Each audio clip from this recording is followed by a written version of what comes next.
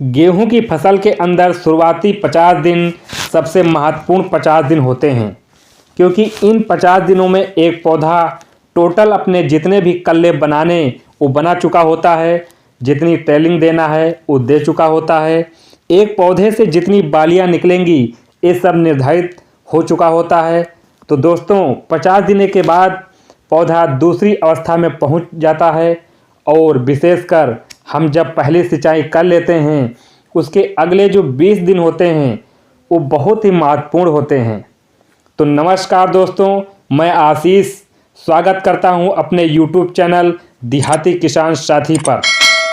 आज आपको इस वीडियो के माध्यम से हम पहली सिंचाई करने के बाद अगले 20 दिन में जो आएंगे कौन कौन सी सावधानियां रखें, कौन फर्टिलाइज़र यूज करें जिससे कि जो हमारे कल्लों का विकास हो एकदम स्वस्थ हो। क्योंकि मैं आप लोगों को बता दूं, कल्लों का विकास होना इतना महत्वपूर्ण नहीं है जितना कि एक स्वस्थ कल्लों का विकास होना।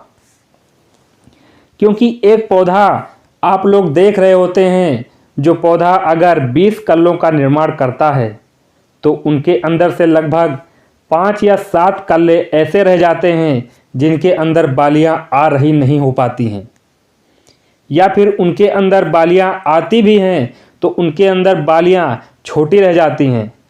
तो आज की वीडियो में मैं आप लोगों को ये सब टिप्स देने जा रहा हूं जिसकी वजह से आपकी फसल गेहूं में जो कल्ले निकलेंगे एक पौधे से जो इतने स्वस्थ निकलेंगे, इतने मजबूत निकलेंगे कि आगे जाकर के उनकी बालियां होंगी वो एक समान बराबर होंगी, पूरे दाने भरे रहेंगे।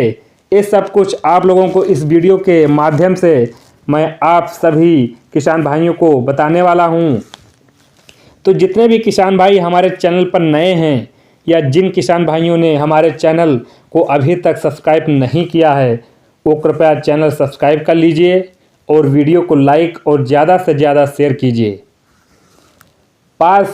साथ में पास वाली बेल आइकन को, घंटी के निशान को प्रेस कर लीजिए जिससे कि खेती बाड़ी से संबंधित कोई भी वीडियो हमारे चैनल पर अपलोड हो तो उस समय आपका उसका नोटिफिकेशन मिल जाए।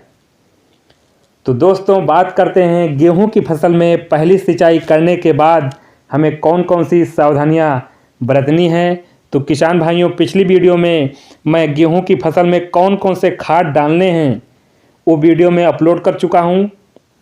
जिन किसान भाइयों ने अपने गेहूं की फसल में सही मात्रा में बीज एवं खाद उर्वरक डाले होंगे वे निश्चित तौर पर उनकी फसल बहुत शानदार होगी। जिन किसान भाइयों के गेहूं की फसल में कोई प्रॉब्लम आ रही है या गेहूं में कोई पीलापन दिखाई दे रहा है, या फिर कुछ ऐसे खेत होते हैं जिनके अंदर हम बार बार गेहूं बोते हैं, या फिर कुछ ऐसी मिट्टी होती है कि वो कम उपजाऊ होती है, तो उसके अंदर पहली सिंचाई करने के बाद भी हम उस फसल को अच्छे से ग्रो नहीं कर सकते हैं। अच्छे से ग्रो कर सकते हैं लेकिन कैसे ग्रो कर सकते हैं, तो दोस्तों आप पहली सिंचाई करने के बाद उसके अंदर खरपतवार नाशी का आप प्रयोग किया है तो आप ये सब करने के लगभग 1 सप्ताह बाद आप लगभग 35 से 40 दिन के बीच अपने फसल के अंदर जाइए और फसल का मुआयना कीजिए। अगर आपको अपनी फसल अच्छी दिखाई दे रही है, एकदम हरी भरी दिखाई दे रही है, आप ऊपर से देख रहे हो नीचे की मिट्टी दिखाई नहीं दे रही है, ज़मीन नहीं दिख रही है, तो आप समझ लीजिए कि आपकी गेहूं की फसल बहुत शानदार तरीके से चल रही है। और जिन किसानों के गेहूं की फसल में पीलापन दिखाई दे रहा है या फिर जड़ों से संबंधित रोग या फिर किसी भी तरीके से फसल में कोई दिक्कत आ रही है तो अभी भी आपके पास पूरा समय है। जब आप गेहूं की फसल में दूसरी सिंचाई करेंगे तो आप इन सब को कंट्रोल कर सकते हो। या फिर कुछ किसान भाई अपने फसल में खरपतवार नाशी का प्रयोग करते हैं तो उनके फसल के अंदर कहीं कहीं पर पीलापन दिखाई देता है। तो इस पीलापन को कैसे हटाएं? तो दोस्तों अगर आप लोगों के खेतों के अंदर अभी भी पीलापन दिखाई दे रहा है या फिर आपकी फसल की जो ग्रोथ है, ग्रोथ तो बहुत अच्छी हो रही है और बहुत शानदार तरीके से चल रही है, लेकिन उसकी ग्रोथ मजबूत ग्रोथ नहीं हो रही है। तो भाइयों, ग्रोथ दो तरीके से होती है। एक तो यूरिया के दम के ऊपर होती है, नाइट्रोजन के दम पर अपने पौधे को उसकी वेजिटेटिव ग्रोथ कराते चलते हैं। पौधा बहुत तेज़ी के साथ ऊपर को बढ़ता चलता है। और दूसरी जो ग्रोथ है, एक पौधा अच्छे से ग्रोथ तो कर रहा होता है, लेकिन जो उसको स्टैम्प होती है, उसका जो तना होता है बहुत मजबूत होता है, एकदम हरा भरा होता है। वो पौधा ज़्यादा उत्पादन देगा, ज़्यादा ट्रेलिंग देगा, ज़्यादा कल्ले देगा। उसके अंदर जो बालियाँ की संख्या होगी वो भी ज़्यादा होगी। उसके अंदर जो दाना का भराव होगा वो भी ज़्यादा होगा। तो दोस्तों, अब हम बात करते हैं जिन किसान भाइयों के खेतों के अंदर कहीं कहीं पर पीलापन दिखाई देगा या फिर खरपतवारनाशी प्रयोग करने के बाद फसल पर किसी भी तरीके कोई भी साइड इफ़ेक्ट दिखाई दे रहा है, तो अब हम अपनी फसल जिस तरीके से दोबारा रिकवर करें और 50 दिन होने से पहले हमारे खेत अच्छे से किस तरह से कल्लों से भर जाएं, तो ये सब हम किस तरीके से करें। तो सबसे पहले हम बात करूंगा कि हम अपने गेहूं की दूसरी सिंचाई कब करनी है, हमें नाइट्रोजन खादों को कब तक कंप्लीट कर लेना है, डीएपी हमारे फसल के अंदर क्या रोल होता है, स्वस्थ कल्ले कैसे बने। तो सबसे पहले हम आप लोगों को बताऊंगा कि जिन किसान भाइयों ने 25 से 30 दिन में पहली सिंचाई की है, वो लगभग 20 दिन के बाद दूसरी सिंचाई करें। मतलब 40 से 50 दिनों के बीच में दूसरी सिंचाई करें। अगर आपके फसल के अंदर डीएपी आप शुरुआत में नहीं दे पाए हैं, तो आप दूसरी सिंचाई करते वक्त देख कर सकते हैं। अब आप बोलोगे कि ऊपर से डीएपी डालेंगे क्या काम करेगी। तो दोस्तों, फास्फोरस जो खाद होता है, जो गेहूं के अंदर स्वस्थ कल्लों का निर्माण करने में बहुत अहम भूमिका अदा करता है, क्योंकि ग्रोथ दो तरीक़ों से होती है। एक दो ग्रोथ कर रहा है, एक पौधा स्वस्थ ग्रोथ कर रहा है। तो स्वस्थ ग्रोथ मजबूत ग्रोथ करने के लिए फास्फोरस बहुत ज़रूरी है। अगर आप अपने खेतों के अंदर डीएपी शुरुआत में नहीं दे पाए हैं, पहली सिंचाई पर नहीं दे पाए हैं, तो आप दूसरी सिंचाई पर 30 किलोग्राम प्रति एकड़ के हिसाब से अपने खेतों के अंदर छिड़काव विधि से डालकर फिर सिंचाई कर दीजिए। बात करते हैं दोस्तों नाइट्रोजन खादों का कब तक प्रयोग कर लेना है।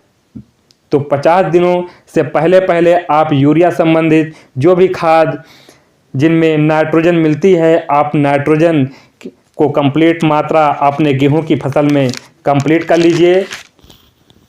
वो चाहे आप पहली सिंचाई करते वक्त अपने पूरी फसल डाल दी हो या फिर दूसरी सिंचाई में बची हुई मात्रा आप फसल में कंप्लीट कर लीजिए। आपकी फसल के अंदर फिर भी पीलापन दिखाई दे रहा हो तो निश्चित तौर पर आपकी फसल में जिंक डालनी होगी। तो आप जिंक दे सकते हो। जिंक चाहे 21% लो या चाहे 33% लो। यदि आप 21% वाली जिंक ले रहे हो तो 10 किलोग्राम प्रति एकड़। अगर आप 33% वाली जिंक ले रहे हो तो 7 किलोग्राम प्रति एकड़ आप यूरिया में मिला करके अपने गेहूं की फसल में डाल दीजिए। अब कुछ किसान भाई बोलेंगे कि हम जब पहली सिंचाई की थी तब यूरिया के साथ जिंक मिलाकर डाल दी थी, लेकिन फिर भी हमारे गेहूं में पीलापन दिखाई दे रहा है और पौधा अच्छे से बढ़िया कल्लों का विकास नहीं कर रहा है, अच्छे से फुटाव नहीं कर पा रहा है। तो निश्चित तौर पर आपके खेतों के अंदर मैग्नीशियम सल्फेट की डिफिशियंसी होगी, मैग्नीशियम सल्फेट की कमी होगी, क्योंकि जिंक और मैग्नीशियम सल्फेट और एक फेरस एक ऐसी तत्व हैं जो पौधे के अंदर सबसे ज़्यादा क्लोरोफिल निर्माण करते हैं। तो आप अगर जिंक अपने खेतों में पहले डाल चुके हो तो आप 10 किलोग्राम प्रति एकड़ के हिसाब से यूरिया में मिला के अपने खेतों में डाल दीजिए और गेहूं की सिंचाई कर दीजिए। ये सब करने के बाद में आप लोगों को मैं बता रहा हूं कि आप सिंचाई करने के 2 या 3 दिन के बाद आप NPK 18-18-18 या NPK 19-19-19 या फिर NPK 20-20-20 उसके साथ जिलेटेड जिंक 100 ग्राम प्रति एकड़ के हिसाब से और जो NPK होगा 1 किलो प्रति एकड़ के हिसाब से लगभग 150 यानी 150 लीटर पानी के साथ आप मिला करके अपने गेहूं की फसल में स्प्रे कर दीजिए। अगर आपके खेतों के अंदर कोई भी डिफिशियंसी होगी, अपने खेतों के अंदर कोई भी कमी होगी, या फिर चाहे फास्फोरस संबंधी हो, या फिर नाइट्रोजन से संबंधित हो, या फिर पोटेशियम से संबंधित हो, या फिर जिंक से संबंधित डिफिशियंसी होगी, कोई कमी होगी, वो लगभग सब पूरी हो जाएगी। ये जो टाइम चल रहा है इसके अंदर जो टेम्परेचर है बहुत डाउन है, तो पौधा जो जड़ों से जितने भी माइक्रोन्यूट्रिएंट मिनरल्स ले रहा है या फिर जो खाद दे रहे हैं तो उसको ग्रहण करने में उसको काफ़ी टाइम लग जाता है, क्योंकि मौसम जिस हिसाब से चाहिए पौधों को नहीं मिल पा रहा है। तो दोस्तों ये सब काम अपने गेहूं की फसल में 50 दिनों के अंदर कर लीजिए, निश्चित तौर पर आपको एक अच्छा शानदार उत्पादन मिलेगा। तो दोस्तों वीडियो अच्छी लगी हो तो वीडियो को लाइक करें, चैनल पर नए हैं तो हमारे चैनल को सब्सक्राइब करें। तब तक के लिए नमस्कार।